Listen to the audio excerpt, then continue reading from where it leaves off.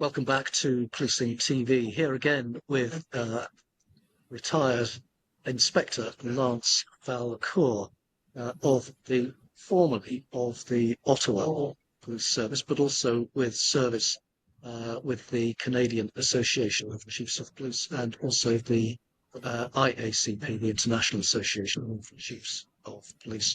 So, Lance, thank you again for joining us. In this third part, we're going to draw on your considerable policing experience just to hear from you on a handful of the challenges that there are, particular challenges that there are in Canadian policing at the moment. I'm interested in particular to see the extent to which they are challenges that are experienced elsewhere in the world as well. So give us your first significant challenge that Canadian policing finds itself trying to deal with at the moment. Well, unfortunately, it's one that I've worked on and many have worked on for decades, and it's getting the right information to the right people at the right time. And by that, I mean not just the technical means, which I'll talk about in a second. For example, in the UK, it's ESN, in the United States, it's FirstNet, in Canada, it's the Public Safety Broadband Network. Different versions of that happening around the world. There's technical pieces of that, but the far more complex pieces, we've always followed, since it was created by SAFECOM in the United States, something called the Interoperability Continuum, which lays out 5 levels or 5 capacities: governance, standard operating procedures, technology, which is typically the easiest, not always, but typically the easiest, training and exercises, and then usage. How do we actually do this? For example, back when Airwave was kind of all the rave in the UK, I used to have a great relationship with the people that ran that, and we would talk. And they talked one time about this tragic case where, of course, in the UK, any first responder could talk to any other first responder based on that system, which is like, wow, I wish we could do that. But there was an instance where they couldn't because they didn't know how to get to those interoperability channels. So it wasn't a technical issue, it was a training issue, right? So we have that same issue happening now in Canada. Specifically, we have been working for 15 years on our version of that. I just helped the Canadian Chiefs of Police host a international workshop on this last month in Toronto, and where the president of the Canadian Association of Chiefs of Police, his name is Commissioner Thomas Carrique of the Ontario Provincial Police, highlighted at the very first moment of the very first day the importance of us driving this public safety broadband network forward. That will allow us to have both the technical means and the policy pieces in order to talk not just east-west, but north-south, because we have a massive border with the United States, and the ability to kind of share that information and be connected is I still think a major challenge. But a report was issued yesterday, which I'd be happy to share with you, and then you could share with your readers and viewers, by Public Safety Canada, on the governance framework that was released yesterday afternoon. So what strikes me in those remarks, this is specifically on technology, but first of all, I strongly suspect, in fact, I feel I know, that the challenges that you're describing there don't just apply in I don't know, let's say Ottawa or across Canada. They'll also apply in the UK, across Europe, in the United States, in Australia, in New Zealand, and so on and so forth. And the second point that strikes me there, Lance, and I'm very grateful for your offer of sharing that paper, that for my sins, I've now worked 35 years in policing. And one of the motivations for setting up Policing Insight and Policing TV was to encourage and foster better sharing of information between police forces and those in policing around the world who can learn from each other's experience. So your offer of that paper is absolutely music to my ears. So I will take you up on that, and we'll make sure that that's available in the appropriate manner. So that's the first area. I'm hoping that you might come up with 2 more areas where, there's some challenges that policing in Canada is going through at the moment that might be of some learning and relevance elsewhere. So please, your second thought. This is an area that I believe, I know for a fact in the States it's an issue, and I'm sure it is around the world. It's hiring and retention. It does tie in large part to the mental health aspects of this, that we have officers, and this is not just police, this is, again, all first responders. Our military in Canada is struggling with hiring.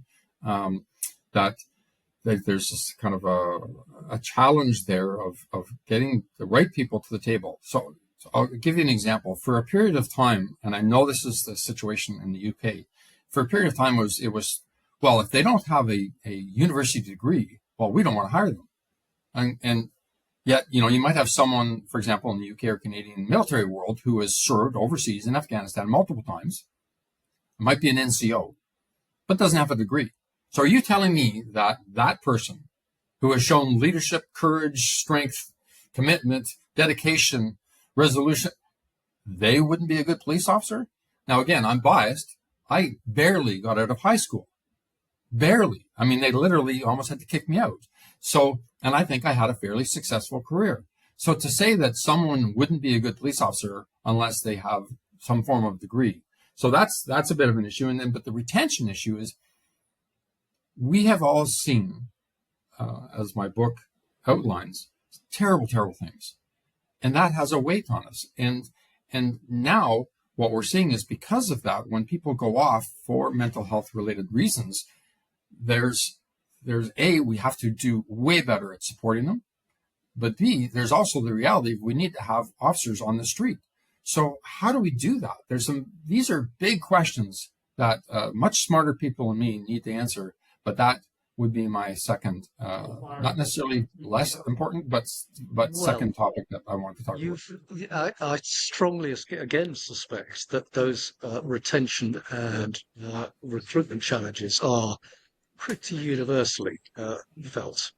Maybe not in some particular jurisdictions, but largely. And you've indicated a couple of the ways in which either you and or Canadian society and policing are looking to address that. For example, not being tied to the determination that those being recruited have a degree, that there are many others who have very considerable skills and talents to offer policing. And indeed, there will be some who have a degree who frankly are completely unsuited to a policing career. And then on retention, you've indicated the merits of looking after the health and well-being of those who've joined policing. Just so you've already made those particular points. Is there anything that you would add to that's either locally, regionally, or nationally in Canada, that initiatives that are helping to address the challenges of recruitment and retention? Well, this is an issue that the Canadian Chiefs of Police, the Canadian Police Association, and their counterparts across the country, for example, the Police Association of Ontario has 18,000 members. And of course, in Canada, we have a different governance model. We have police boards in most provinces, not all.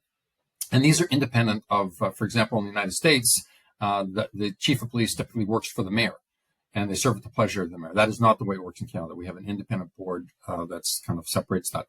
All three of those groups recognize these issues. They kind of come at it from slightly different ways. But this is something that that we do need to do a better job of. And so my third challenge, I would say, is the culture, right? Is the kind of, which goes back to what I talked about in the book, the culture of when someone needs help, how do we get them that help? Now, I was what's called the duty inspector for the Ottawa Police. And one of my roles as a duty inspector was, if it became apparent to us that we had an officer that was struggling with issues to the point that they had suicidal ideations, for example, then my job was to kind of step in, and the first thing they had to do was obviously protect that officer, their family, the community, and that typically meant removing their use of force options. Well, that's a massive, massive decision, and the impact on the officer, right? But of course, as I say to my kids and now my grandkids, safety first, right? So first we need to deal with safety, but then going forward, how do we deal with that? How do we support that member, right? And how do we do that in a compassionate way?